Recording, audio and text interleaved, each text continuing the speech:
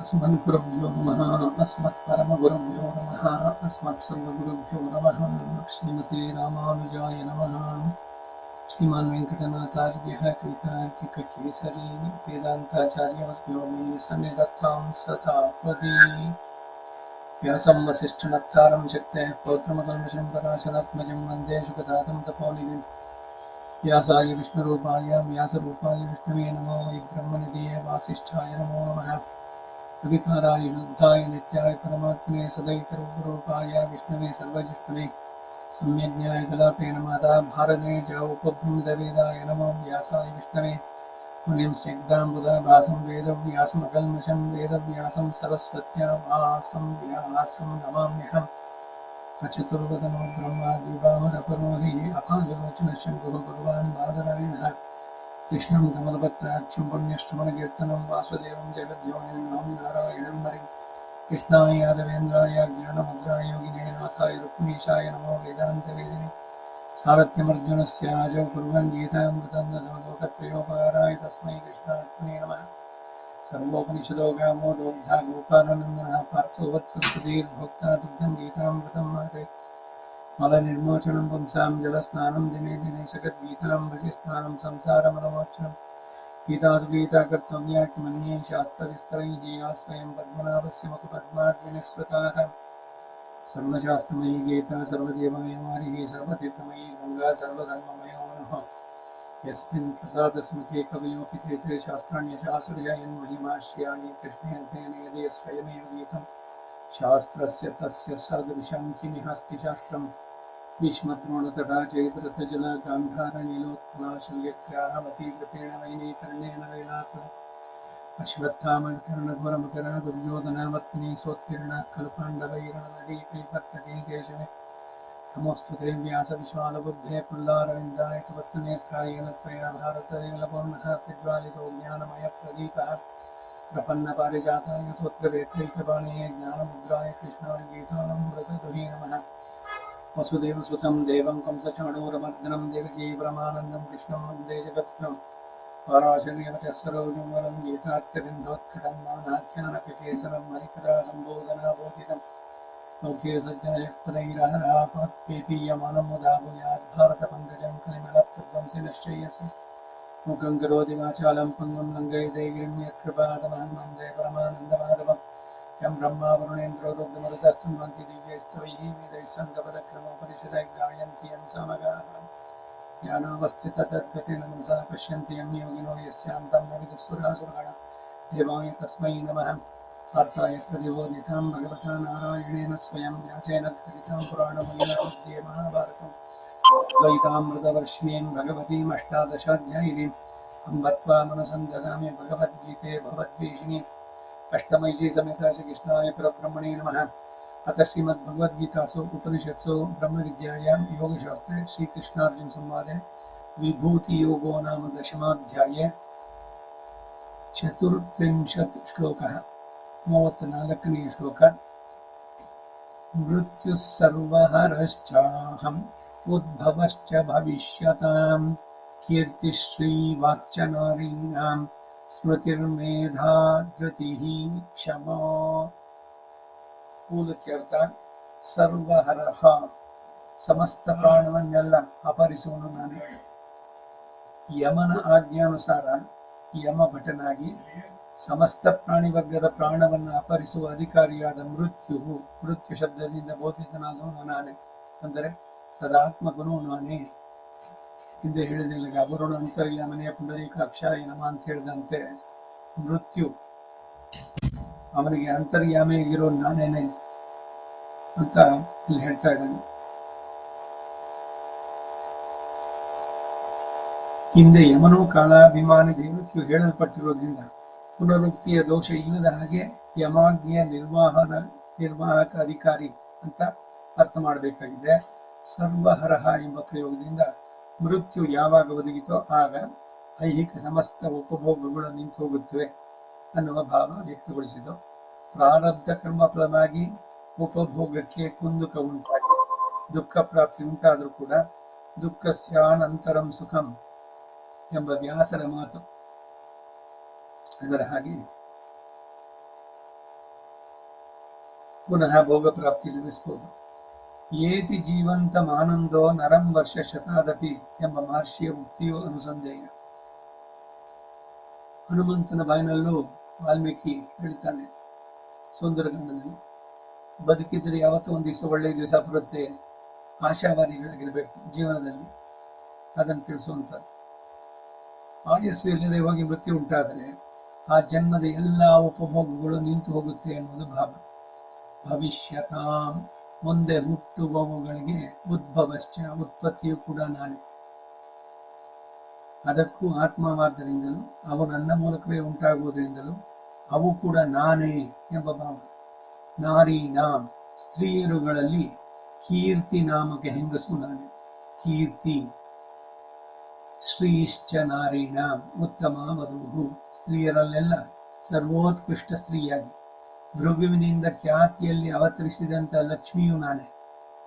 ವಾಕ್ಚ, ಚತುರ್ಮುಖನ ಹೆಂಡತಿಯಾಗಿ ಸರ್ವ ವಿದ್ಯೆಗೂ ಆಧಾರನಾಗಿ ತುಂಬ ಪ್ರಸಿದ್ಧವಾದ ಜ್ಞಾನ ನಿಧಿಯಾದ ಪರಮ ಸಾಧ್ವಿಯಾದ ಸರಸ್ವತಿಯು ನಾನೇ. ನೋಡಿ, ಬರೀ ಪುರುಷ ಇದರಲ್ಲಿ ಒಂದೇ ರೂಪದಲ್ಲಿ ನೋಡ್ತೀನಿ ಅಂತಲ್ಲ, ವಿಭೂತಿ ಯುಗದಲ್ಲಿ ಸ್ತ್ರೀಯಾಗಿರೋದು ಅವನೇ.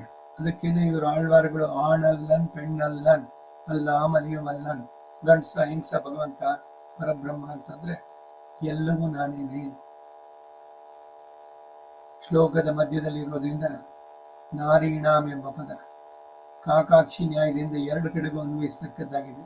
ಆದ್ದರಿಂದ ನಾರಿಗಳಲ್ಲಿ ಸ್ಮೃತಿ ಎಂಬ ಹೆಸರುಳ್ಳ ಮತ್ತು ಮೇಧಾ ಎಂಬ ಹೆಸರುಳ್ಳ, ಧೃತಿ ಎಂಬ ಹೆಸರುಳ್ಳ ಮತ್ತು ಕ್ಷಮಾ ಎಂಬ ಹೆಸರುಳ್ಳ ಪ್ರಖ್ಯಾತರಾದ ಸ್ತ್ರೀಯರು ಸಹ ನಾನೇ.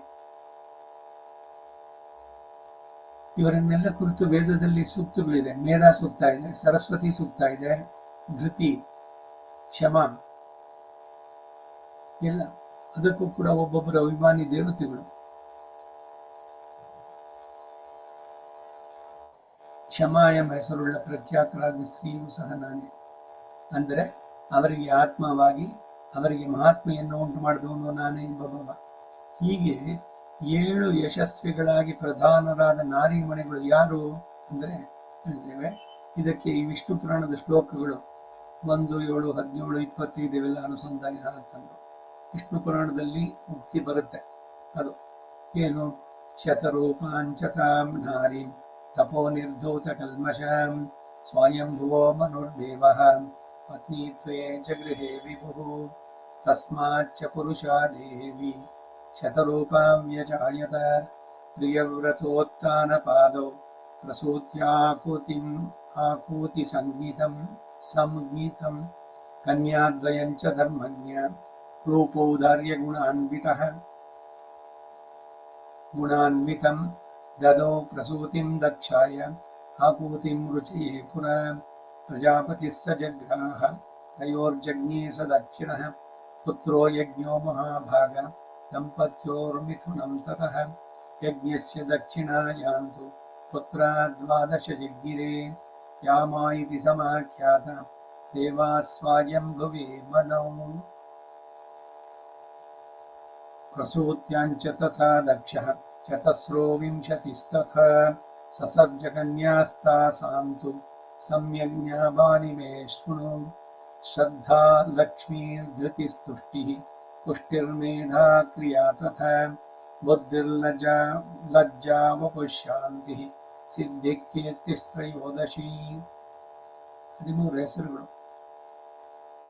ಪತ್ನ್ಯರ್ಥಂ ಪ್ರತಿಜಗ್ರಾಹ ಧರ್ಮೋ ದಾಕ್ಷಾಯಣಿ ಪ್ರಭುಃ ತಾಭ್ಯಾಶ್ಚಿಷ್ಟಾ ಯವೀಯಸ್ಯಃ ಏಕಾದಶ ಸುಲೋಚನಾಃ ಖ್ಯಾತಿಃ ಸತ್ಯತ ಸಂಭೂತಿಃ ಸ್ಮೃತಿಃ ಪ್ರೀತಿಃ ಕ್ಷಮಾ ತಥಾ ಸನ್ನತಿಶ್ಚಾನಸೂಯಾ ಚ ಊರ್ಜಾ ಸ್ವಾಹಾ ಸ್ವದಾ ತಥಾ ಭೃಗುರ್ಭವೋ ಮರೀಚಿಶ್ಚ ತಥಾ ಚೈವಾಂಗಿರಾ ಮುನಿಃ ಪುಲಸ್ತ್ಯಃ ಪುಲಹಶ್ಚೈವ ಕ್ರತುಶ್ಚರ್ಷಿವರಸ್ತಥಾ ಅತ್ರಿರ್ವಸಿಷ್ಠೋ ವನ್ನಿಶ್ಚ ಪಿತರಶ್ಚ ಯಥಾಕ್ರಮಂ ಖ್ಯಾತ್ಯಾದ್ಯಾಜ್ಯಗೃಹ ಕನ್ಯಾ ಮುನಯೋ ಮುನಿಸತ್ತಮಃ.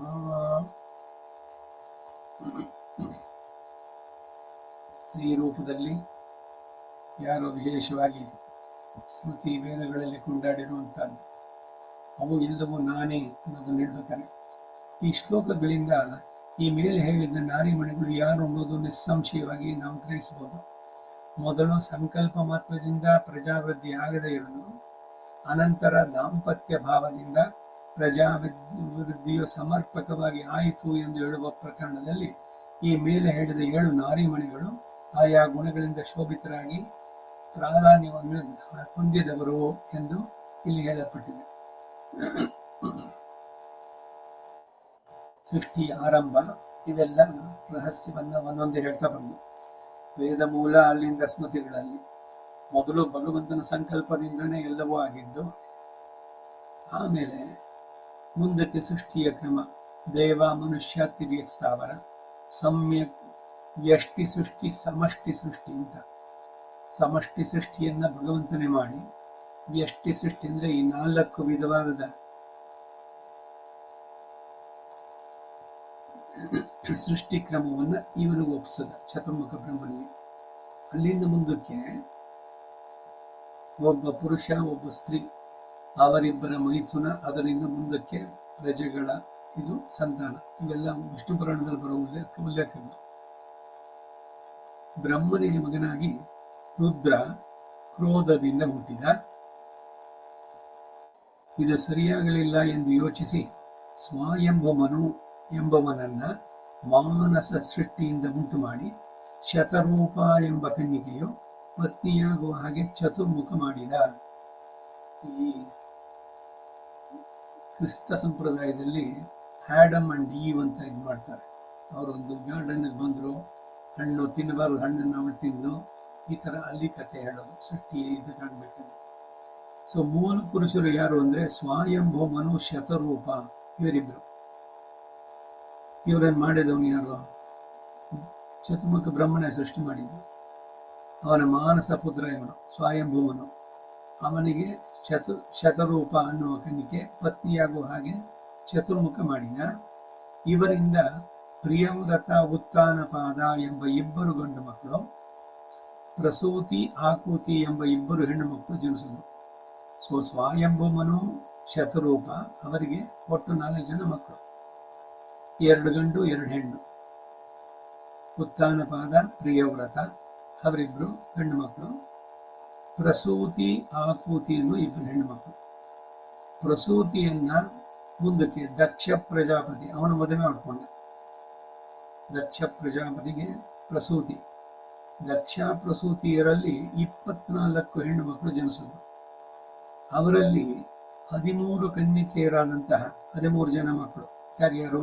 ಶ್ರದ್ಧಾ, ಲಕ್ಷ್ಮಿ, ಧೃತಿ, ತುಷ್ಟಿ, ಮೇಧ, ಕ್ರಿಯಾ, ಬುದ್ಧಿ, ಲಜ್ಜ, ವಪು, ಶಾಂತಿ, ಸಿದ್ಧಿ, ಕೀರ್ತಿ ಎಂಬುವರನ್ನ ಯಮಧರ್ಮರಾಯ ಮದುವೆ ಮಾಡಿಕೊಂಡ.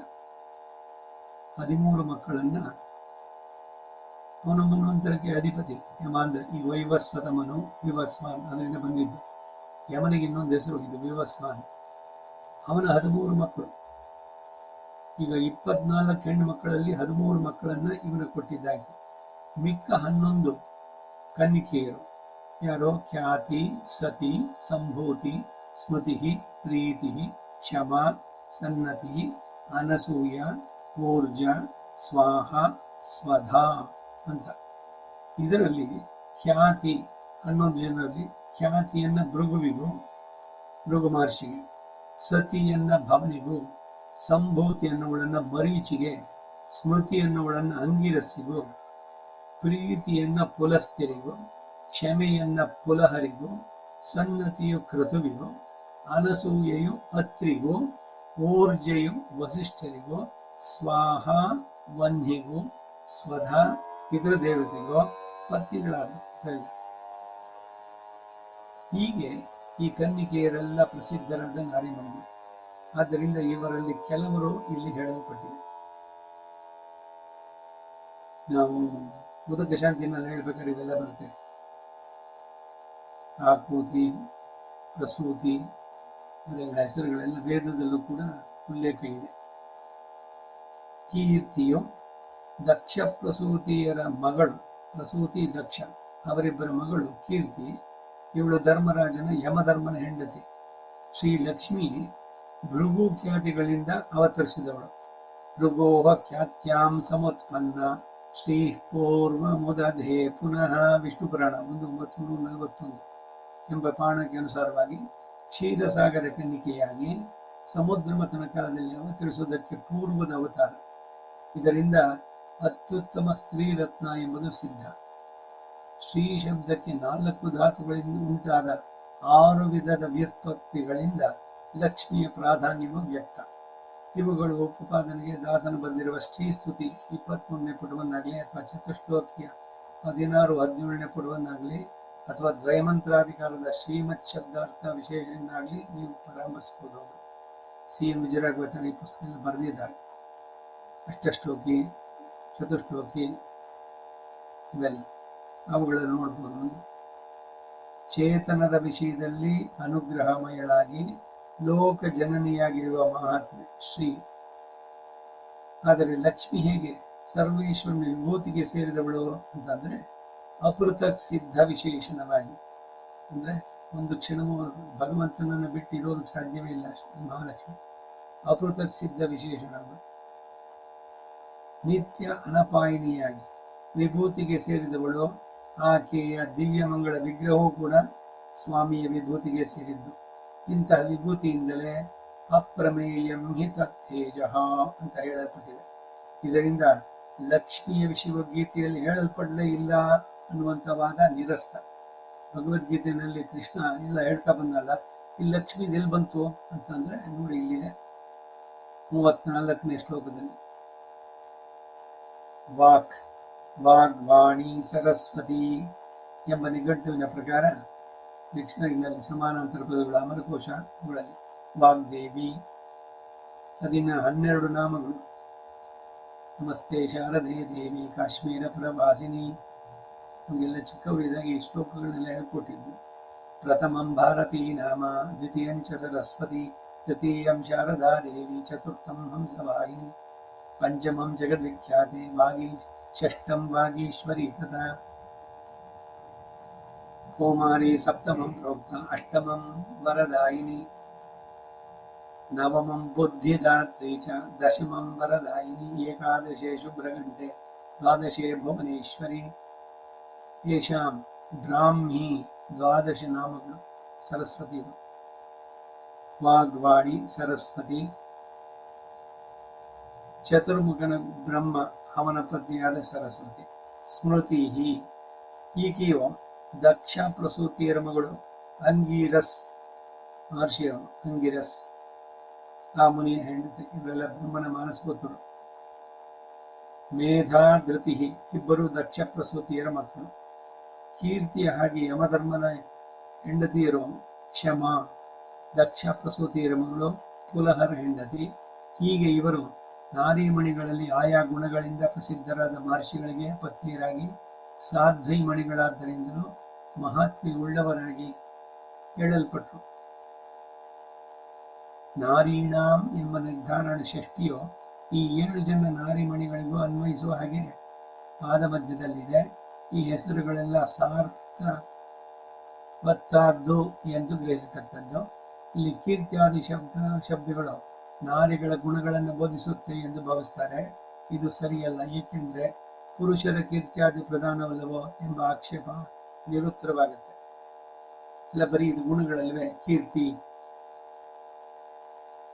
ಖ್ಯಾತಿ ಇವರೆಲ್ಲ ಒಬ್ಬೊಬ್ಬರು ದೇವತೆಗಳು, ಶ್ರೀ ದೇವತೆಗಳು. ಅವರ ಇದ್ರದಕ್ಕೆ ಪುರಾಣದ ಉಲ್ಲೇಖ ಆಧಾರ ಕೂಡ ಇದೆ. ಆ ರೀತಿ ಈಗ ರಾಮಾನುಜರ ಭಾಷೆ ಇದಕ್ಕೆ. ಸರ್ವ ಪ್ರಾಣಹರೋ ಮೃತ್ಯುಶ್ಚ ಅಹಂ ಉತ್ಪತ್ಸ್ಯಮಾನಾನಾಂ ಉದ್ಭವಾಖ್ಯಂ ಕರ್ಮ ಚ ಅಹಂ ನಾರೀಣಾಂ ಶ್ರೀಹಿ ಅಹಂ ಕೀರ್ತಿಶ್ಚಾಹಂ ವಾಕ್ ಚ ಅಹಂ ಸ್ಮೃತಿಶ್ಚಾಹಂ ಮೇಧಾ ಚ ಅಹಂ ಧೃತಿಶ್ಚ ಅಹಂ ಕ್ಷಮಾ ಚಾಹಂ. ಹೀಗೆ ರಾಮಾನುಜರ ಭಾಷ್ಯದಲ್ಲಿ ಬರ್ತಾರೆ. ಭಾಷ್ಯದ ಅರ್ಥ: ಸರ್ವ ಪ್ರಾಣಹರಃ, ಸಮಸ್ತ ಪ್ರಾಣಗಳನ್ನು ಅಪಹರಿಸುವ ಅಧಿಕಾರಿಯಾದ. ಮೃತ್ಯುಶ್ಚಾಹಂ, ಮರಣಕ್ಕೆ ಅಭಿಮಾನಿಯಾದ ದೇವತೆಯು ನಾನೇ. ಯಾರ್ಯಾರ ಆಯಸ್ಸು ಮುಗಿದಿದೆಯೋ ಅವರನ್ನ ಯಮ ಆ ರೂಪದಲ್ಲಿ ಅವನಿಗೆ ಅಂತರ್ಯಾಮಿಯಾಗಿ ಅವರ ಪ್ರಾಣವನ್ನು ತೆಗೆಯೋನು ನಾನೇ ನಾನು. ಅದಕ್ಕಾಗಿ ವಿಶ್ವರೂಪ ದರ್ಶನದಲ್ಲಿ ಒಂದು ಕಡೆ ಅವನ ಬಾಯಿಂದ ಎಲ್ಲರೂ ಬರ್ತಾ ಇದ್ರೆ ಇನ್ನೊಂದು ಕಡೆಯಿಂದ ಸೃಷ್ಟಿ ಅದು, ಇನ್ನೊಂದು ಕಡೆಯಿಂದ ಎಲ್ಲವೂ ಅವನ ಬಾಯೊಳಗಡೆ ಹೋಗ್ತಾ ಇದ್ದಾರೆ. ಮೃತ್ಯು ಅವನೇ, ಸೃಷ್ಟಿಕರ್ತ ಚತುರ್ಮುಖನು ಅವನೇ, ಎಲ್ಲವೂ ಅವನೇನೆ. ಅವನ ಅಂಶದಿಂದ ಇವರೆಲ್ಲ ಬಂದಿದ್ದು. ಈ ಅಷ್ಟದಿಕ್ಪಾಲಕರು ಇವರುಗಳಿಗೆಲ್ಲ ಆ ಶಕ್ತಿಯನ್ನು ಕೊಟ್ಟವರು ಯಾರು? ಇದನ್ನೆಲ್ಲ ಬಹಳ ಸ್ಪಷ್ಟವಾಗಿ ಹೇಳ್ತಾ ಬರ್ತಾನೆ. ಮೃತ್ಯುಶ್ಚಾಹಂ, ಮರಣಕ್ಕೆ ಅಭಿಮಾನಿ ದೇವತೆಯಾದ ನಾನೇ. ಇಲ್ಲಿ ಯಮನು ಹೇಳಲ್ಪಡಲಿಲ್ಲ ಎಂಬ ಭಾವನೆಯಿಂದಲೇ ಸರ್ವ ಪ್ರಾಣ ಹರಹ ಎಂಬ ವಿಶೇಷಣ. ಆದ್ದರಿಂದಲೇ ಮರಣಕ್ಕೆ ಅಭಿಮಾನಿ ದೇವತೆಗೆ ಸರ್ವೋಪಭೋಗವನ್ನ ನಾಶಪಡಿಸೋದರಿಂದ ಪ್ರಾಧಾನ್ಯ. ಕೆಲವರು ಮೃತ್ಯು ಶಬ್ದವು ಪ್ರಳಯ ಅಭಿಮಾನಿ ದೇವತೆಯನ್ನು ಬೋಧಿಸುತ್ತೆ ಅಂತ ಅಭಿಪ್ರಾಯ ಪಡ್ತಾರೆ. ಇದು ಸರಿಯಲ್ಲ. ಪ್ರಳಯಕ್ಕೆ ಅಭಿಮಾನಿ ಮೃತ್ಯು ಅಂತ ಯಾಕೆ ಕೆಲವರು ವ್ಯಾಖ್ಯಾನ ಮಾಡ್ತಾರೋ ಅದು ಸರಿಯಲ್ಲ ಅಂತಾರೆ. ಯಾಕೆಂದ್ರೆ ಹಿಂದೆಯೇ ಭೂತಾನಾಂ ಅಂತೈವಚ ಎಂಬಲ್ಲಿಯೇ ಪ್ರಳಯವನ್ನು ಹೇಳಲ್ಪಟ್ಟಿರೋದ್ರಿಂದ ಅದನ್ನು ಬಿಟ್ಟು ಬೇರೆ ಅರ್ಥವನ್ನು ಹೇಳೋದು ಉಚಿತ. ಉತ್ಪತ್ಸ್ಯಮಾನಾನಾಂ, ಮುಂದೆ ಉಂಟಾಗುವ ವಸ್ತುಗಳಿಗೆ ಉದ್ಭವಾಕ್ಯಂ ಕರ್ಮಚಾಹಂ, ಉತ್ಪತ್ತಿ ರೂಪ ಕರ್ಮವೂ ಸಹ ನಾನೇ. ಅಂದರೆ ಉತ್ಪತ್ತಿ ಕರ್ಮಾತ್ಮಕನೂ ನಾನೇ. ಉದ್ಭವ ಶಬ್ದದಿಂದ ಉತ್ಪತ್ತಿ ರೂಪ ಕರ್ಮಕ್ಕೆ ಬದಲಾಗಿ ಲಾಕ್ಷಣಿಕವಾಗಿ ಅಧಿಕಾರಿಯೇ ಹೇಳಲ್ಪಟ್ಟ ಅಂತ ಯಾಕೆ ಭಾವಿಸ್ಕೊಡುದು? ಮೃತ್ಯು ಶಬ್ದಕ್ಕೆ ಅಧಿಕಾರಿ ಪರವಾಗಿ ಅರ್ಥ ಮಾಡಲಿಲ್ವೇ ಅಂದರೆ ಸರ್ಗಾಣಾಮಾದಿನಂತಶ್ಚ ಮಧ್ಯಂಚೈವಾಹಂ ಅರ್ಜುನ ಎಂಬಲ್ಲಿ ಈ ಅಧಿಕಾರಿ ಪರವಾಗಿ ಅರ್ಥ ಹೇಳಿರೋದ್ರಿಂದ ಅದನ್ನು ವ್ಯಾವರ್ತಿಸಿ ಇಲ್ಲಿ ಕ್ರಿಯಾರೂಪ ಅರ್ಥವನ್ನು ಹೇಳ್ತಾರೆ. ಉತ್ಪತ್ಸ್ಯಮಾನಗಳು ಉತ್ತರೋತ್ತರ ಸೃಜ್ಯಗಳೇ ಎಂದು ಭಾವಿಸಲು ಏನೊಂದು ತೊಂದರೆ ಇಲ್ಲ. ನಾರೀಣಾಂ ಶ್ರೀರಹಂ, ಸ್ತ್ರೀಯರಲ್ಲಿ ಸ್ವರೂಪ ರೂಪ ಗುಣ ವಿಭವ ಐಶ್ವರ್ಯಾದಿಗಳಿಂದ ಸರ್ವೋತ್ಕೃಷ್ಟರಾಗಿ ತುಲ್ಯಶೀಲವಯೋ ವೃದ್ಧಾಂ ತುಲ್ಯಾಭಿಜನ ಲಕ್ಷಣಂ ರಾಗಮೂರ್ಖತಿ ವೈದೇಹಿಂ ತಂಚೇಯಮಸಿ ದೇಕ್ಷಣ. ತುಲ್ಯಶೀಲ ವಯೋವೃದ್ಧಾಂ, ತುಲ್ಯ ಅಂದ್ರೇನೋ ಸಮಾನ. ರಾಮನಿಗೆ ಏನೆಲ್ಲ ಗುಣಗಳಿದೆಯೋ ಅದೆಲ್ಲವೂ ಸೀತೆನಲ್ಲಿತ್ತು ಅನ್ನೋ ಮಾತಿದು. ಶೀಲ ಕ್ಯಾರೆಕ್ಟರ್. ರಾಮನಿಗೆ ಹೇಗೆ ಮರ್ಯಾದಾ ಪುರುಷನ ಹಾಗೆ ಅವಳು ಮರ್ಯಾದಾ ಪುರುಷೋತ್ತಮಿ ಸೀತೆ. ರಾಗವೋರ್ಹತಿ ವೈದೇಹಿಂಚ ತಂ ಚಯ್ಯಂ ಅಸಿದೇಕ್ಷಣ, ನನಗೆ ಅನುರೂಪವಾಗಿ ಸ್ವರೂಪ ರೂಪಾದಿಗಳನ್ನುಳ್ಳಂತಹ ಸರ್ವಲೋಕೇಶ್ವರನಾದ ನನಗೆ ಪ್ರಿಯ ಪತ್ನಿಯಾಗಿ ಆ ಕಾರಣದಿಂದ ನನ್ನ ಹಾಗೆಯೇ ಸರ್ವಲೋಕಕ್ಕೂ ಈಶ್ವರಿ ಅಂದರೆ ನಿಯಾಮಕಳಾಗಿ, ನನ್ನ ಸಮಸ್ತ ಪ್ರವೃತ್ತಿಗಳಲ್ಲೂ ಸಹಾಯಗಳಾಗಿ, ಆ ಕಾರಣದಿಂದ ನನ್ನ ಹಾಗೆಯೇ ಚೇತನದ ವಿಷಯದಲ್ಲಿ ಉಪಾಯ ಉಪೇಯಳಾಗಿ, ನನ್ನ ಹಾಗೆಯೇ ಮೋಕ್ಷವನ್ನು ದಯಪಾಲಿಸುವ ಹೀಗೆ ಮಹತ್ವವನ್ನು ಹೊಂದಿರುವ ಲಕ್ಷ್ಮಿಯು ನಾನೇ. ಅಂದರೆ ಅವಳಿಗೂ ಆತ್ಮನಾಗಿರುವನು ನಾನೇ. ಹಾಗಾದ್ರೆ ಇಬ್ಬರ ಮೋಕ್ಷಕ್ಕೆ ಕೊಡೋರು ಅಂತಂದ್ರೆ ಅವರಿಬ್ರು ಅಂತ ಕನ್ಸಿಡರ್ ಮಾಡಿ, ಇಬ್ರು ಸೇರಿ ಒಂದು ಯೂನಿಟ್. ದೈವೋ ದಂಪತಿನ, ದೇವತೆ ಅಂತಂದ್ರೆ ಇವರೇನೆ ದಿವ್ಯ ದಂಪತಿಗಳು, ಅವರಿಬ್ರು ಸೇರಿ ಒಂದು. ಯಾವಾಗಲೂ ಯಾವುದೇ ಸಂದರ್ಭದಲ್ಲೂ ಅವರು ಬೇರೆ ಬೇರೆ ಅನ್ನುವಂಥದ್ದು ಇಲ್ಲವೇ ಇಲ್ಲ.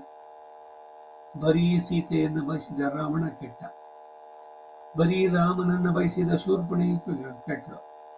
ಆದರೆ ಇವರಿಬ್ಬರಲ್ಲಿ ಶರಣಾದಂತಹ ವಿಭೀಷಣ ಚಿರಂಜೀವಿ ಪತ್ವ ಪಡೆದನ್ನ ಪಡೆದ. ಸಪ್ತೈತೆ ಚಿರಂಜೀವಿನ ಅಂತ ಹೇಳ್ಬೇಕಾದ್ರೆ ಅವ್ನು ಕೇಳಿದ್ನ ಅವ್ನು ಚಿರಂಜೀವಿಯಾಗಿ ಇರ್ಬೇಕು ಅಂತ. ಕೇಳದೇ ಇರೋರಿಗೆ ಅದು ಸಿಗುತ್ತೆ, ಕೇಳದವ್ರಿಗೆ ನಾನು ಮೃತ್ಯುವೇ ಬೇಡ ಅಂತಂದ ಹಿರಣ್ಯಕಶಿಪು, ರಾವಣ, ಕುಂಭಕರ್ಣ ಇವರೆಲ್ಲ. ಅದು ಸಾಧ್ಯ ಇಲ್ಲ. ನೋಡಿ ಒಂದೊಂದರಲ್ಲೂ ಹೇಗೆ ಅಂತ. ವಿಭೀಷಣ ಕೇಳಿದ್ದೇನು, ಎಂತಹ ಕಠಿಣ ಪರಿಸ್ಥಿತಿಯಲ್ಲೂ ನಾನು ಧರ್ಮದ ಹಾದಿಯಿಂದ ಬೇರೆ ಆಗ್ಬಾರ್ದು, ವ್ಯಚಲಿತನಾಗಬಾರ್ದು. ಈಗ ಹೇಳ್ತೀವಿ ಎಲ್ಲ ಶಾಸ್ತ್ರ ಎಲ್ಲ ಸರಿ, ಅನ್ನಕ್ಕೆ என்ன பண்றது ಸಂದರ್ಭ அப்படியே ಇರ್ತದೆ.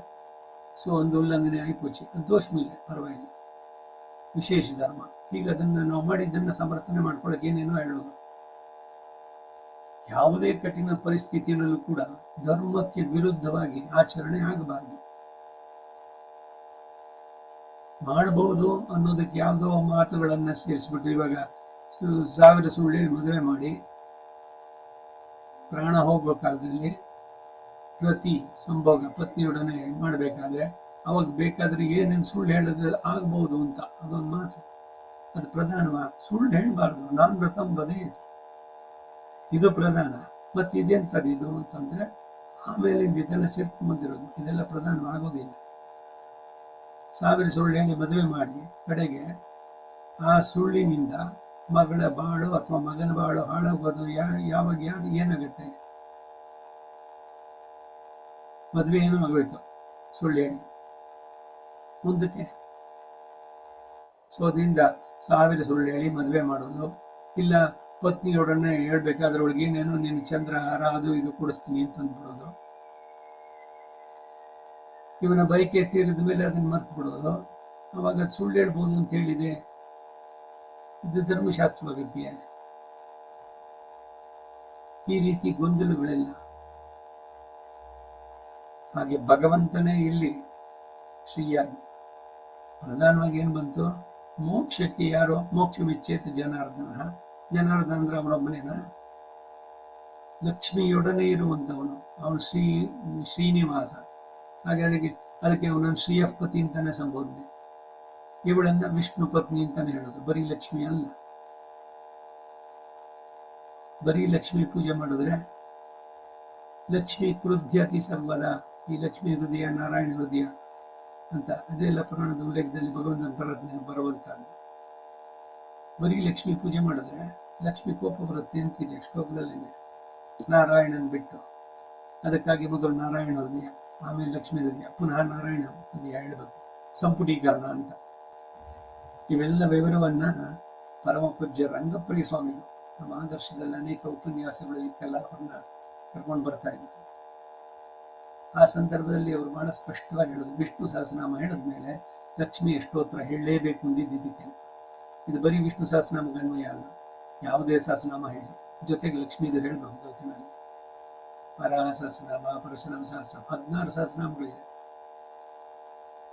ಆಯಾಯ ಅವತಾರದ ಇದರಲ್ಲಿ ಕೊಂಡಾಡಬೇಕಾದ್ರೆ ಎಲ್ಲ. ಮತ್ತೆ ಪುರಾಣಗಳು ಲೇಖನೆ, ಸನತ್ ಕುಮಾರ ಸಂಹಿತೆ, ಬ್ರಹ್ಮಪುರಾಣ, ಬ್ರಹ್ಮವೈವರ್ತಕ ಪುರಾಣ, ಪದ್ಮಪುರಾಣ, ಭಾಗವತ ಎಲ್ಲ ಪುರಾಣಗಳ ಉಲ್ಲೇಖದಿಂದಲೇ ಕೊಡುವಂತಹದ್ದು.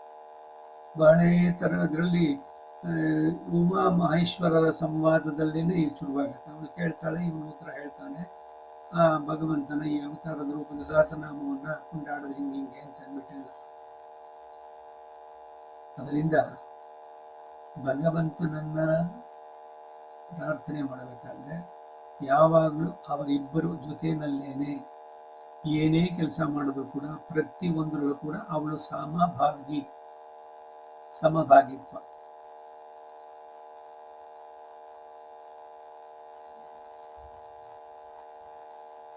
ಹೀಗೆ ಶ್ರೀ ಯತಿವರ್ಯರು ಪಾಠಕ್ರಮವನ್ನು ತಪ್ಪಿಸಿ ಶ್ರೀ ಶಬ್ದವು ಕೀರ್ತಿ ವಾಕ್ ಶಬ್ದಗಳ ಮಧ್ಯೆ ಇದ್ರು ನಾರೀಣಾಂ ಶ್ರೀಹಿ ಎಂಬಲ್ಲಿ ನಿರ್ಧಾರಣ ಷಷ್ಠಿ ಅರ್ಥ, ಷಷ್ಠಿ ಸಮಾಸ ಅದರಲ್ಲಿ ಹೇಳಿ ಸರ್ವ ಸ್ತ್ರೀಗಳಲ್ಲೆಲ್ಲ ಲಕ್ಷ್ಮಿಯು ಸರ್ವೋತ್ಕೃಷ್ಟವು ಎಂದು ಅರ್ಥ ಮಾಡಿ, ಮಿಕ್ಕವರಾದ ದಕ್ಷ ಕನ್ನಿಕೆಯರಾದ ಕೀರ್ತಿಯೋ ಸ್ಮೃತಿ ಮೇಧ ಕ್ಷಮ ಸಹ ಲಕ್ಷ್ಮಿಗಿಂತ ಜೀವಕೋಟಿಗೆ ಸೇರಿ ನಿಕೃಷ್ಟರಾದರೂ ಕೂಡ ಶ್ರೇಷ್ಠ ಗುಣಯುಕ್ತರಾದ್ದರಿಂದ ಉತ್ತಮ ನಾರಿಗಳೇ ಎಂದು ವ್ಯಕ್ತಪಡಿಸುವುದಕ್ಕಾಗಿ ಕೀರ್ತಿಶ್ಚ ಅಹಂ, ಸ್ಮೃತಿಶ್ಚ ಅಹಂ, ಮೇಧಾ ಚ ಅಹಂ, ಧೃತಿಶ್ಚ ಅಹಂ, ಕ್ಷಮಾ ಚ ಅಹಂ ಎಂಬ ಭಾಷ್ಯವನ್ನು ಬರೆದಿದ್ದಾರೆ.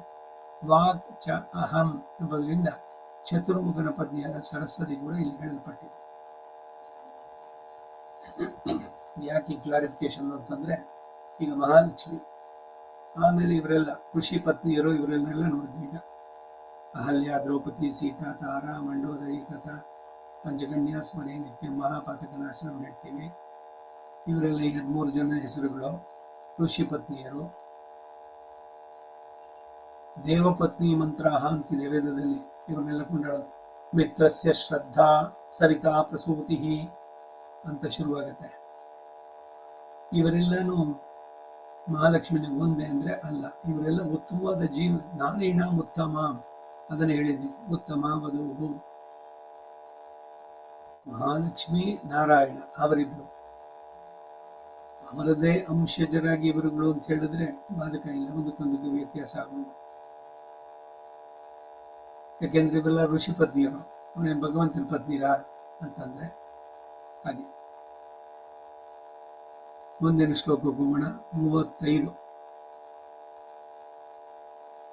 ಬೃಹತ್ ಸಾಮ ತಥಾ ಸಾಮ್ನಾಂ ಗಾಯತ್ರಿ ಛಂದಸಾಮಹಂ ಮಾಸಾನಂ ಮಾರ್ಗಶೀರ್ಷೋಹಂ ಋತೂನಾಂ ಕುಸುಮಾಕರಃ. ಮೂಲಕ್ಕೆ ಅರ್ಥ ಸಾಮ್ನಾಂ, ಹಿಂದೆ ವೇದಾನಾಂ ಸಾಮವೇದೋಸ್ಮಿ ಅಂತ 22ನೇ ಶ್ಲೋಕದಲ್ಲಿ ಸಾಮವೇದಕ್ಕೆ ಉತ್ಕೃಷ್ಟತೆಯನ್ನು ಹೇಳಿದ್ದು. ಈಗ ಆ ಸಾಮವೇದದಲ್ಲೂ ಉತ್ಕೃಷ್ಟವಾದ ಭಾಗ ಹೇಳಲ್ಪಡುತ್ತೆ. ಈಗ ಅದು ಹೇಳಿದ ತಕ್ಷಣ ಬೇರೆ ವೇದಗಳು ಕಡಿಮೆ ಅಂತ ಅಲ್ಲ, ನಾನು ಬಹಳ ಹಿಂದೆನೇ ಇದನ್ನ ಸ್ಪಷ್ಟ ಮಾಡಿದ್ದೆ. ಇದೇನೇ ಈ ಕಾಲಕ್ಷೇಪಗಳು ಇದರಲ್ಲಿ ತಿಳಿಯಬೇಕಾದದ್ದು. ಇದಿದ್ರೆ 4 ವೇದ, ಋಗ್ವೇದ, ಯಜುರ್ವೇದ, ಅಥರ್ವವೇದ, ಸಾಮವೇದ, ಒಂದೊಂದು ಬೇರೆ ಬೇರೆ, ಅವರು ಬೇರೆ, ಋಗ್ವೇದಿಗಳು ಬೇರೆ, ನಾವು ಬೇರೆ. ಕಲಿಯೋದಕ್ಕೆ ಸುಲಭವಾಗ್ಲಿ ಅಂತ ವೇದ ಸಮಸ್ತವಾಗಿ ಒಂದೇನೆ, ಅದನ್ನ ಕಲಿಯೋದಕ್ಕೆ ಅಭ್ಯಾಸಕ್ಕೆ ಸುಲಭವಾಗ್ಲಿ ಅಂತ 4 ಭಾಗ ಮಾಡಿ ಕೊಟ್ಟಿದ್ದು. ಋಗ್ವೇದಿಗಳು ಯಜುರ್ವೇದ ಕಲಿಬಾರ್ದು, ಯಜುರ್ವೇದಗಳು ಸಾಮವೇದ ಕಲಿಬಾರ್ದು ಅಂತಿಲ್ಲ. 4 ವೇದಗಳನ್ನ ಪ್ರತಿಯೊಬ್ಬರು ಕಲಿಬೇಕು, ಚತುರ್ವೇದಿಗಳಾಗಬೇಕು. ಸ್ವಾಧ್ಯಾಯೋ ಅಧ್ಯೇತವ್ಯ, ಒಂದು ವೇದಾನೇ ಒಂದು ಜನ್ಮ ಸಾಲದು ನಮಗೆ ಕಲಿಯೋಕೆ. 4 ಕಲಿಯೋದು ತ್ರಿವೇದಿ, ಚತುರ್ವೇದಿ, ದ್ವಿವೇದಿ, 2 ವೇದ ಕಲ್ತವನು ದ್ವಿ, ತ್ರಿವೇದಿ 3 ವೇದ ಕಲ್ತವನು, ಚತುರ್ವೇದಿ 4 ವೇದಗಳನ್ನು ತಿಳಿದವನು. ಸೊ ವೇದಕ್ಕೊಂದೊಂದಕ್ಕೂ ಬೇರೆ ಬೇರೆ ಅಂತಲ್ಲ. ಈಗ ಶರೀರದಲ್ಲಿ ಶಿರಃ ಪ್ರಧಾನಂ, ತಲೆ ಪ್ರಧಾನ ಅಂತಂದ್ರೆ ಕೈ ಕಾಲೆಲ್ಲ ಬೇಡವಾ, ಅವಾಗ ಶರೀರ ಪೂರ್ಣವಾಗಿತ್ತು. ಹಾಗೇನೆ ಇಲ್ಲಿ ನೋಡ್ಬೇಕಾದ್ರೆ ಈಗ ವೇದಾನಾಂ ಸಾಮವೇದೋಸ್ಮಿ ಅಂತ, ಸಾಮವೇದಕ್ಕೆ ಏರಿ ಮೇಳಿದ ತಕ್ಷಣ ಇನ್ನೆಲ್ಲ ಕೆಟ್ಟದ್ದು ಅಂತ ನಾವು ಕಡಪೆ ಅಂತಾನೆ ಅಲ್ಲ.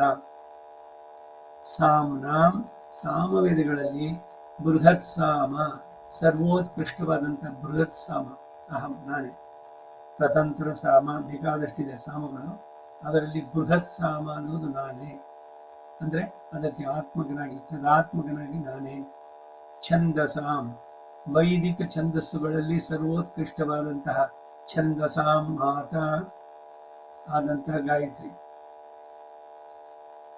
ಆಯಾತು ವರದಾ ದೇವಿ ಅಕ್ಷರಂ ಬ್ರಹ್ಮ ಸಂಹಿತಂ ಗಾಯತ್ರೀಂ ಛಂದಸಾಂ ಮಾತ ಇದಂ ಬ್ರಹ್ಮ ಜಿಷಸ್ವನಃ ಓಜೋಸಿ ಸಹೋಸಿ ಬಲಮಸಿ ಬ್ರಾಜೋಸಿ ದೇವಾನಾಂ ದಾನವಾನ ಧಾಮನಾಮಾಸಿ ವಿಶ್ವಮಸಿ ವಿಶ್ವಾಯು. ಹೀಗೆ ಗಾಯತ್ರಿಯನ್ನು ನಾವು ಪ್ರಾರ್ಥನೆ ಮಾಡಬೇಕಾದ್ರೆ ವೇದಕ್ಕೆ ಮಾತೆ, ಛಂದಸ್ಸುಗಳಿಗೆ ಮಾತೆ ಅಂತ ಛಂದೋಬದ್ಧವಾಗಿರಬೇಕು ಪ್ರತಿಯೊಂದು ಕೂಡ. ಪಾಣಿನಿ ಶಿಕ್ಷಾಧ್ಯಾಯದಲ್ಲೂ ಕೂಡ ಇದನ್ನು ಹೇಳ್ತಾನೆ. ಛಂದಸ್ಸು ಇಲ್ಲ ಅಂದ್ರೆ ವೇದ ಅದರ ಅರ್ಥ ಹೋಗ್ಬಿಡುತ್ತೆ. ಎಲ್ಲವೂ ಛಂದೋಬದ್ಧವಾಗಿರ್ಬೇಕು. ಹಿಂದೇನು ಅನೇಕ ಬಾರಿ ಹೇಳಿದ್ದೆ. ಈಗ ಕಾಂತಸ್ತೆ ಪುರುಷೋತ್ತಮ ಪಣಿಪತಿ ಶಯ್ಯಾಸನಂ ವಾಹನಂ, ಯಾವ ವೃತ್ತದಲ್ಲಿ ಹೇಳಿದ್ದಾರೆ, ಯಾವ ಛಂದಸ್ಸಿನಲ್ಲಿ ಆ ಶ್ಲೋಕವನ್ನು ಮಾಡಿದ್ದಾರೆ, ಅದೇ ಛಂದಸ್ಸಿನಲ್ಲಿ ಹೇಳಬೇಕನ್ನ. ಅದು ಬಿಟ್ಬಿಟ್ಟು ಕಾಂತಃ ತೇ ಪುರುಷೋತ್ತಮ ಅರ್ಥಾನುಸಂಧಾನಕ್ಕದಾಗಬಹುದು, ಆದರೆ ಛಂದಸ್ ಹೋದ್ರೆ ಅದು ವೇದ ಆಗೋಲ್ಲ. ಬಹಳ ಬಹಳ ಮುಖ್ಯವಾದದ್ದು.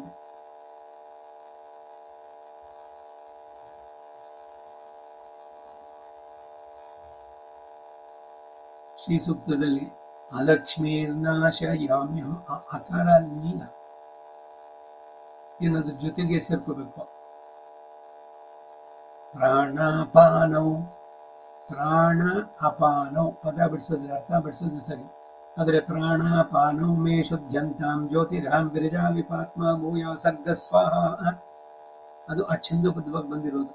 ಅದಕ್ಕೊಂದು ಅವಗ್ರಹ ಅಂತಾರೆ, ಎಸ್ ಒಂದನ್ನು ಹಾಕಿರೋದಲ್ಲಿ ಕೆಳಗಡೆ. ಪದವನ್ನು ಬಿಡಿಸಬಾರದು, ಯಾವ್ಯಾವ ಸೇರಿದೆಯೋ ಹಾಗೆ ಹೇಳಬೇಕು. ಆ ಛಂದಸ್ಸು, ಆಯಾ ವೃತ್ತ, ಇವುಗಳು ಬಹಳ ಬಹಳ ಮುಖ್ಯವಾಗುತ್ತೆ. ಹಾಗೆ ಛಂದಸಾಮಾತ ಆದಂಥ ಗಾಯತ್ರಿ, ಆ ಮಂತ್ರ ಇರುವಂಥ ಛಂದಸ್ಸು ನಾನೇ.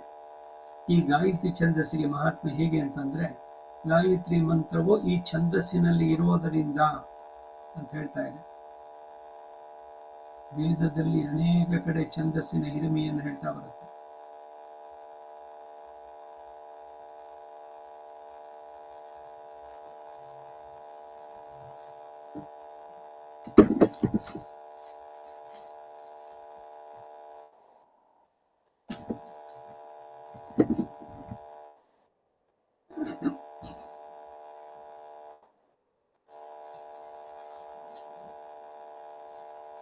ಪಾಣಿನಿಯ ಶಿಕ್ಷೆಯಲ್ಲಿ ಛಂದಃ ಪಾದೌ ಜ್ಯೋತಿಷಂ ನೇತ್ರಯುಗ್ಮಂ ಹಸ್ತೌ ಕಲ್ಪಃ ಶ್ರೋತ್ರಯುಗ್ಮಂ ನಿರುಕ್ತಂ ಶಿಕ್ಷಾ ಘ್ರಾಣಂ ವ್ಯಾಕರಣಂ ತಥಾಸ್ಯಂ ವೇದಾತ್ಮಾನಂ ವಿಷ್ಣವೇ ಸ್ಮೈ ನಮೋಸ್ತು. ಇವೆಲ್ಲವೂ ವಿಷ್ಣುವೇ. ಛಂದಃ ಪಾದೌ, ಭಗವಂತನಿಗೆ ಪಾದಗಳು ಛಂದಸ್ಸು.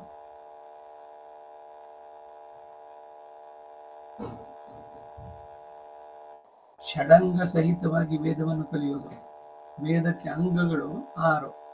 ಛಂದಃ ಪಾದೌ ಜ್ಯೋತಿಷಂ ನೇತ್ರಯುಗ್ಮ, ಜ್ಯೋತಿಷ್ಯ ಅನ್ನೋದು ಭಗವಂತನ ಕಣ್ಣುಗಳು, ನೇತ್ರಯುಗ್ಮ.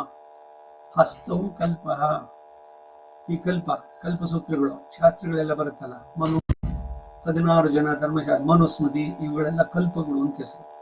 ಆ ಕಲ್ಪ ಅನ್ನೋದು ಭಗವಂತನ ಕೈಗಳು.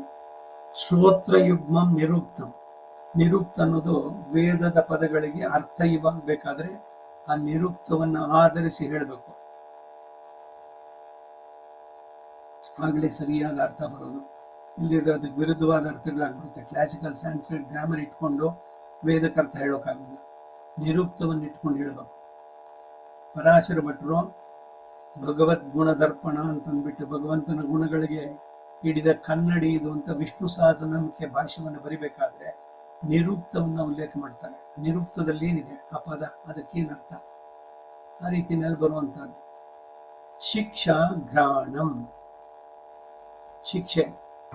ಈಗ ವ್ಯಾಕರಣ, ಛಂದಸ್ಸು, ಕಲ್ಪ, ಶಿಕ್ಷಾ, ಜ್ಯೋತಿಷ ಅನ್ನೋದು ಷಡಂಗಗಳು ವೇದಕ್ಕೆ. ಶಿಕ್ಷಾಂ ವ್ಯಾಖ್ಯಾಸ್ಯಾಮಃ, ಶಿಕ್ಷೆ ಅಂದ್ರೆ ಪನಿಷ್ಮೆಂಟ್ ಅನ್ನೋದು ಸಾಮಾನ್ಯವಾಗಿ. ಶಿಕ್ಷಕ ಅಂತಂದ್ರೆ ಬರೀ ಪನಿಷ್ಮೆಂಟ್ ಕೊಡುವನು ಅಂತಾನೆ. ಶಾಲೆಯಲ್ಲಿ ಶಿಕ್ಷಕ ಅಂದ್ರೇನು? ಅವರುಗಳಿಗೆ ಒಳ್ಳೆಯ ಜ್ಞಾನವನ್ನು ನೀಡಿ ಸರಿಯಾಗಿ ಅವರಿಗೆ ಜ್ಞಾನವಂತರನ್ನಾಗಿ ಮಾಡುವಂತಹದ್ದು. ಯಾವುದು ಮಾಡಬೇಕಾದ್ದು, ಯಾವುದು ಮಾಡಬಾರ್ದು, ಇದನ್ನೆಲ್ಲ ತಿಳಿಸುವಂತಹದ್ದು, ಅದು ಶಿಕ್ಷೆ. ರೂಢಿನಲ್ಲಿ ಅದರ ಅರ್ಥ ಬೇರೆ ಆಗ್ಬಿಟ್ಟಿದೆ. ಈಗ ಅವನೇನು ಮಾಡ್ದ, ಅವನಿಗೆ ಗಲ್ಲು ಶಿಕ್ಷೆ ವಿಧಿಸಿದರು. ಪನಿಷ್ಮೆಂಟ್ ಅನ್ನೋ ಅರ್ಥ ಅಲ್ಲ ಅದು. ಆಕ್ಚುಲಿ ಶಿಕ್ಷೆ ಅಂದ್ರೆ ಅವರನ್ನ ಉದ್ಧಾರ ಮಾಡುವಂತಹದ್ದು. ಸೊ ಏನ್ ಮಾಡಬೇಕು, ಏನ್ ಮಾಡಬಾರ್ದು, ಇವುಗಳನ್ನು ತಿಳಿಸುವಂತಹದ್ದು. ಅದು ಘ್ರಾಣಂ ಅನ್ನು. ಭಗವಂತನಿಗೆ ಅದು ಘ್ರಾಣ ಅಂತಂದ್ರೆ ನಾಸಿಕ ಸಾಧನ. ಅದು ವ್ಯಾಕರಣಂ ತಥಾಸ್ಯಂ, ಗ್ರಾಮರ್, ವೇದಿಕ್ ಗ್ರಾಮರ್, ವ್ಯಾಕರಣ. ಪಾಣಿನಿ ಬರೆದವನು, ಮಹರ್ಷಿ ಅದನ್ನೆಲ್ಲ. ಪಾಣಿನಿ ವ್ಯಾಕರಣ ಸೂತ್ರಗಳು. ವ್ಯಾಕರಣಂ ತಥಾಸ್ಯಂ, ಹಾಸ್ಯ ಅಂದ್ರೆ ಮುಖ, ಭಗವಂತನ ಬಾಯಿ ಅಂತಲೂ ಕೂಡ ಹೇಳ್ಬೋದು. ವೇದಾತ್ಮಾನಂ, ವೇದ ಅವನಿಗೆ ಆತ್ಮ, ಭಗವನ್ ಸ್ವರೂಪದಲ್ಲಿ.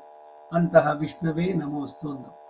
ವಿಷ್ಣುಂ ಷಡಂಗೇಂದ್ರಿಯಂ ಆದಿದೇವಂ ವೇದಾತ್ಮಾನಂ ಪುರುಷಂ ವಿಶ್ವರೂಪಂ ಸಂಚಿಂತ್ಯ ದೇವಂ ಪಠತೆ ದ್ವಿಜೋಯಃ ಸಯಾತಿ ವಿಷ್ಣೋಃ ಪರಮಂ ಪದಂ ತದ್. ಶೈಶರೀಯ ಶಿಕ್ಷಾ ಅನ್ನೋದ್ರಲ್ಲಿ ಈ ಶ್ಲೋಕಗಳ ಉಲ್ಲೇಖ ಇದೆ. ಹೀಗೆ ಎಲ್ಲವೂ ಕೂಡ ವ್ಯವಸ್ಥಿತವಾಗಿ ಇರುವಂಥದ್ದು. ಅದು ಯಾವ್ಯಾವುದನ್ನು ಹೇಗೆ ಹೇಳಬೇಕು, ಆಯಾಯ ಅಂಗಗಳೊಂದಿಗೆ ಸ್ಪಷ್ಟತೆ ಇರಬೇಕು, ಛಂದೋಬದ್ಧವಾಗಿರಬೇಕು. ಯಾವ ಛಂದಸ್ಸಿನಲ್ಲಿ ಬರೆದಿದ್ದಾರೋ ಅದರಲ್ಲೇ ಅದನ್ನು ಹೇಳಬೇಕು. ಅದನ್ನು ಬಿಡಿಸಿ ನಾವು ಇನ್ನೇನೇನೋ ಮಾಡ್ತೀವಿ ಅಂತಂದ್ರೆ ತಪ್ಪಾಗುತ್ತೆ.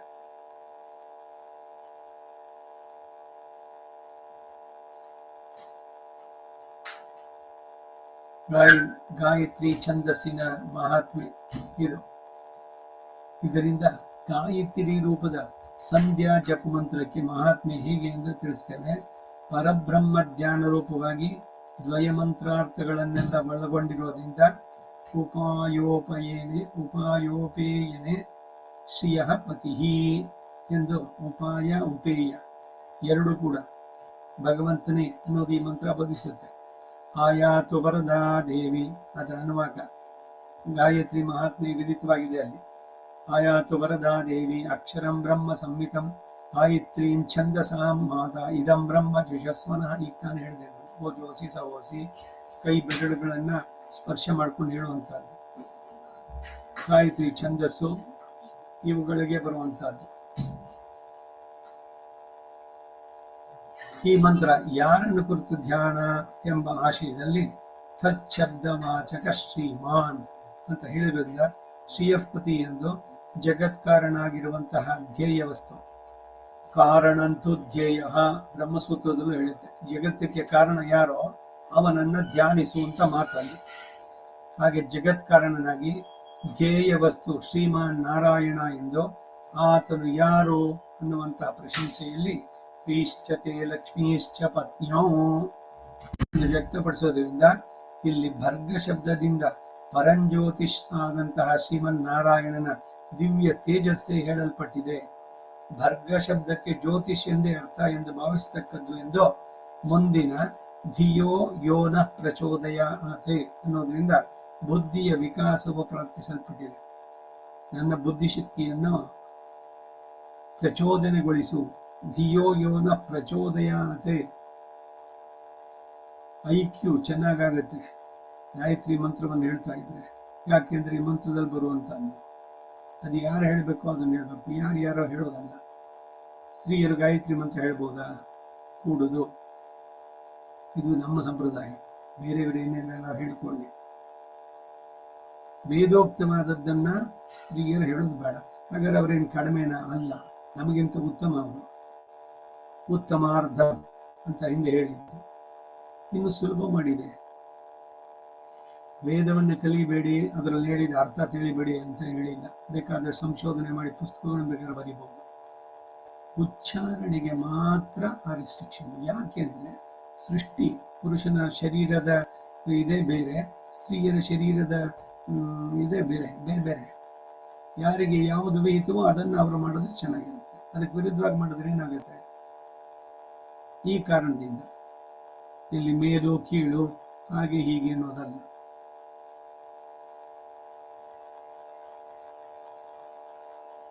ಧಿಯೋ ಯೋನಃ ಪ್ರಚೋದಯಾತೆ ಎಂಬುದರಿಂದ ಬುದ್ಧಿಯ ವಿಕಾಸ ಪ್ರಾರ್ಥಿಸಲ್ಪಟ್ಟಿದೆ.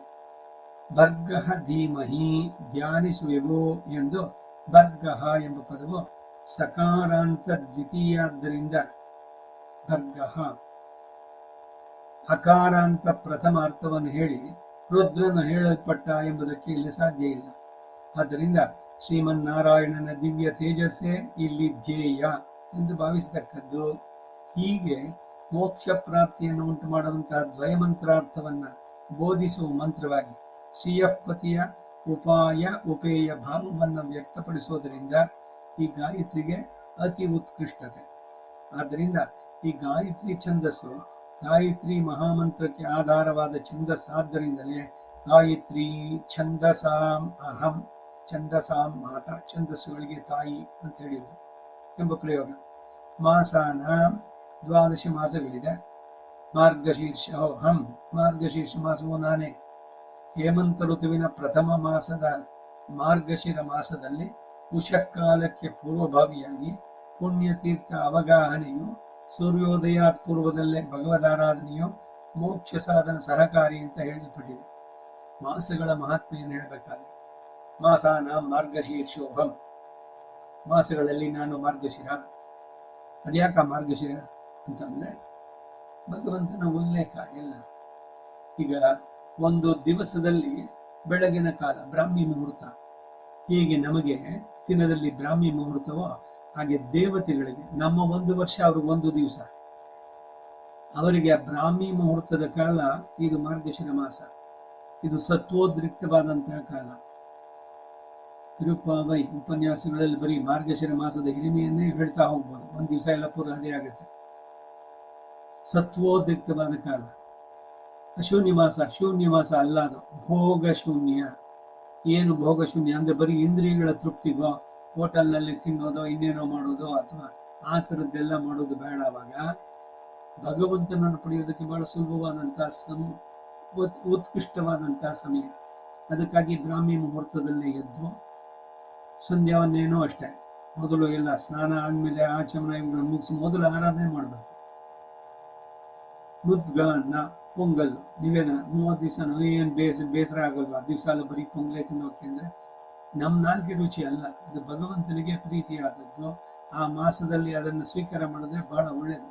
ಹೆಸರುಬೇಳೆ ಇವುಗಳನ್ನು ಬರೀ ಶರೀರದ ಇದಕ್ಕೊಂದೇ ಅಲ್ಲ, ಅದು ಆತ್ಮಕ್ಕೆ ಎರಡಕ್ಕೂ ಸೇರಿಸಿ ಮಾಡಿರುವಂಥದ್ದು. ಅದಕ್ಕಾಗಿ ತಿರುಪಾವೈ ಎಲ್ಲ ಕಡೆನಲ್ಲೂ ಉಪನ್ಯಾಸಗಳು ಈಗೆಲ್ಲ ಒಂದೊಂದು ಕಡೆಯಿಂದ ಎಲ್ಲ ಕಡೆನೂ ನಿಂತು ಹೋಗ್ತಾ ಇದೆ. ಎಲ್ಲ ಗಾಳಿ ಬೀಸದಲ್ಲಿ ಒಂದ್ಸಲಿ ಬಂದ್ರೆ ಎಲ್ಲ ಕಡೆನಲ್ಲೂ ಶುರು. ಆದರೆ ಆ ಮಾರ್ಗಶಿರ ಮಾಸ ಭಗವಂತನನ್ನ ಕೊಂಡಾಡಿದ್ರೆ ಬೇರೆ ಮಾಸಗಳಿಗಿಂತ ಈ ಗ್ರಹಣ ಕಾಲದ ಹಿರಿಮೆ ಎಲ್ಲ ಹಿಂದೆ ಒಂದ್ಸಲಿ ಹೇಳಿ, ಅದೇ ರೀತಿ ಮಾರ್ಗಶಿರ ಮಾಸ ಸಂವತ್ಸರದಲ್ಲಿ ಮಾರ್ಗಶೀರ್ಷೋಹಂ ಮಾರ್ಗಶಿರ ಮಾಸ ನಾನು ಹೇಮಂತ ಋತುವಿನ ಪ್ರಥಮ ಮಾಸವಾದ ಮಾರ್ಗಶಿರ. 6 ಋತುಗಳು: ಚೈತ್ರ ವೈಶಾಖ ವಸಂತ ಋತು, ಜ್ಯೇಷ್ಠ ಆಷಾಢ ಗ್ರೀಷ್ಮ ಋತು, ಶ್ರಾವಣ ಭಾದ್ರಪದ ವರ್ಷ ಋತು, ಆಶ್ವಯುಜ ಕಾರ್ತಿಕ ಶರದ್ ಋತು. ಈಗ ಶರದ್ ಋತು, ಅದಕ್ಕಾಗಿಯೇ ಈಗ ಶರದ್ ಋತುವಿನಲ್ಲಿ ವಿಶೇಷವಾಗಿ ಆಗ್ರಯಣ ಸ್ಥಾಲಿಪಾಕ ಅಂತ ಮಾಡಬೇಕು. ಮಾರ್ಗಶಿರ ಪುಷ್ಯ ಹೇಮಂತ ಋತು, ಮಾರ್ಗ ಮಾಘ ಪಾಲ್ಗುಣ ಶಿಶಿರ ಋತು, ವರ್ಷಕ್ಕೆ ಬರುವಂತಹ 6 ಋತುಗಳು. ಉಷಕಾಲಕ್ಕೆ ಪೂರ್ವಭಾವಿಯಾಗಿ ಪುಣ್ಯತೀರ್ಥ ಅವಗಾಹನೆ, ಸೂರ್ಯೋದಯಾತ್ ಪೂರ್ವದಲ್ಲೇ ಭಗವದಾರಾಧನೆ. ಸೂರ್ಯೋದಯಕ್ಕೆ ಏನು ಮಾಡಬಾರ್ದು, ಏನೇನೋ ಬಂದ್ಬಿಡುತ್ತೆ ಅಲ್ಲಿ. ಕೆಲವರು ಹೇಳಿದ್ರು 3:30-4 ಗಂಟೆಗೆ ಎದ್ಬಿಟ್ರೆ ಸೂರ್ಯನೇ ಇರೋಲ್ವಲ್ಲ, ಮೊದಲೇ ಮಾಡ್ಬಿಡ್ಬೋದ, ರಾತ್ರಿ ಲೆಕ್ಕಕ್ಕೆ ಬರೋಲ್ಲ. ಗ್ರಂಥಗಳನ್ನ ಅವಲೋಕಿಸಿ ಅಥವಾ ಕಾಲಕ್ಷೇಪಗಳನ್ನು ಮಾಡೋದು ಗೊತ್ತಾಗುತ್ತೆ. ಬೆಳಗ್ಗೆ ಬೇಗ ಎಷ್ಟು ಬೇಗ ಇದ್ರೆ ಅಷ್ಟು ಒಳ್ಳೇದು. ಇನ್ನೂ ಇಲ್ಲ, ನಾ ಹಿಂದೆ ಎಲ್ಲ ಹೇಳ್ತಾ ಇದ್ದೆ, ತಿರುಪಾವ ಇದರಲ್ಲೂ ಕೂಡ ಅಷ್ಟೇ. ಬೆಳಗ್ಗೆ ಬೇಗ ಹೇಳಿ ಸಂಧ್ಯಾವನೆ ಎಲ್ಲ ಮಾಡಿ, ನೀವು ಏನು ಸ್ತೋತ್ರ ಹೇಳ್ತೀರೋ ಎಲ್ಲ ಹೇಳ್ಬಿಟ್ಟು ಮತ್ತೆ 5:30 ಮೇಲೆ ಮಲ್ಕೊಳ್ಬೇಕಾದ್ರೆ ಆಮೇಲೆ ಆಫೀಸ್ನಲ್ಲಿ ಇದ್ದೇ ಬಂದ್ಬಿಡುತ್ತೆ ಅಂದ್ರೆ ಕಾಂಪನ್ಸೇಷನ್. ಆದ್ರೆ ಆ ಮುಹೂರ್ತದಲ್ಲಿ ಹೇಳ್ಬೇಕು. ಸೂರ್ಯೋದಯ ಆದ್ಮೇಲೆ ಹೇಳಿದ್ರೆ ದೊಡ್ಡ ಅಪಚಾರ ಅದು.